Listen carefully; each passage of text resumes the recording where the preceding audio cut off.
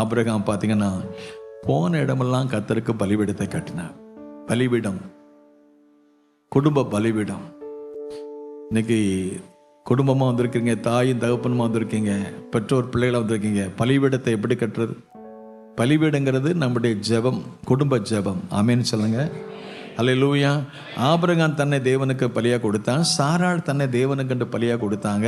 Abraham சாராளுக்கும் கொடுத்த ஈசாக்கையும் பலியா கொடுத்தாங்க. பலிபீடத்தை கட்டி கர்த்தரை பணிந்து கொண்டாங்க. The place of sacrifice. நம்மை அர்ப்பணிக்கிற இடம். நீங்க நல்லா இருக்கணுமா, குடும்பம் நல்லா இருக்கணுமா, குடும்ப ஜெபம் பண்ணுங்க. ஆமேன்னு சொல்லுங்களேன்.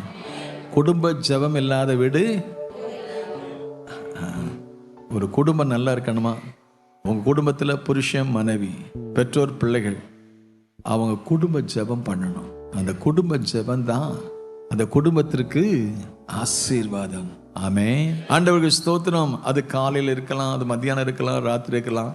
ஒரு அரை மணி நேரம் எடுத்து இல்லை ஒரு 1/4 மணி நேரமாக எடுத்து குடும்பமாக 2 பாட்டு படித்து ஒரு வேதத்தை வாசித்து ஒரு குடும்ப ஜெபம் பண்ணிங்கன்னா அந்த குடும்ப ஜெபத்தின் மூலமாக வரக்கூடிய ஆசீர்வாதம் ஏராளம் ஏராளம் ஏராளம். உங்கள் வீட்டில் ஜெப சத்தம் கேட்டால் பக்கத்து வீட்டிலேருந்து ஆட்கள் வருவாங்க. இவங்க ஜெபம் பண்ணுறாங்க, அந்த வீட்டுக்கு நம்மளும் போகணும். அந்த குடும்ப ஜெபம் அது உங்கள் வீடை ஆலயமாக மாற்றும். ஆமேன்னு சொல்லுமா. உங்கள் குடும்ப ஜெபம் அந்த வட்டாரத்துக்கு ஒரு ஆசீர்வாதத்தை கொண்டு வரும்.